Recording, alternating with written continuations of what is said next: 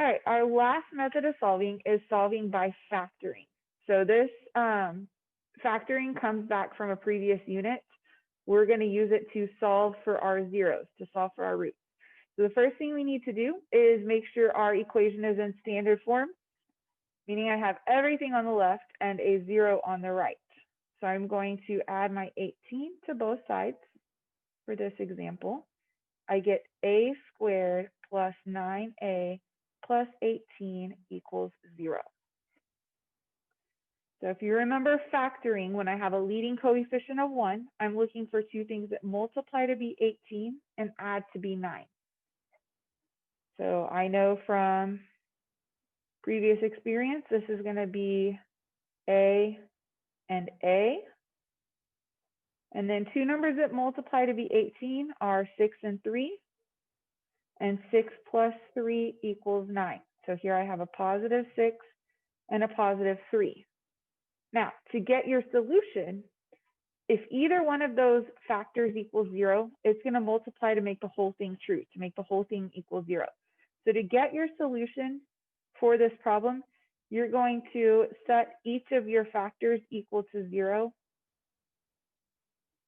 and solve. So we get to say that a plus 6 equals 0, a plus 3 equals 0. When I subtract 6, I get a equals negative 6. And when I subtract 3, I get a equals negative 3. And of course, you could graph this and you could see that those are your x-intercepts. That's where we cross the x-axis.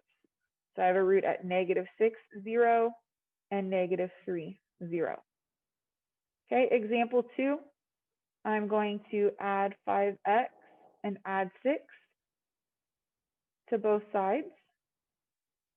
So I have x squared plus 5x plus 6 equals 0. And then I'm going to factor it. So I'm looking for two things that multiply to be 6, add to be 5, which is going to be a positive 2 and a positive 3. So our factors are x plus 2, x plus 3. We're going to set that equal to 0.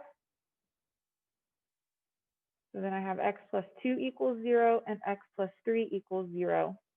I get x equals negative 2 as a solution and x equals negative 3 as a solution. So it's going to cross the y-axis at negative 2, 0 and negative 3, 0. For this last example, example number 4, I'm going to go ahead and put it in standard form. 3m squared minus 28m plus 49, because to get that 49 back over, I'm going to make it positive, equals 0. So for this one, you have a leading coefficient that is not a 1. So we're going to have to use our snowflake to factor. So right here, I have my a value, 3 and 3. Up here, I have a times c, which is 49 times 3, or 147. That's not a 7, 147. And then down here, I have a b, negative 28, because we have our a, our b, and our c. So I'm looking for two things that multiply to be 147, add to be negative 28. So I know for a fact, the only way I can multiply to be positive, add to be negative, is if both of my factors are negative.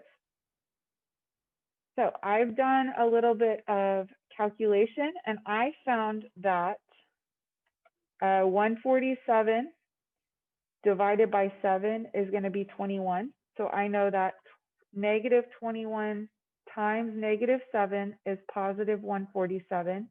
Negative 21 plus negative 7 is negative 28.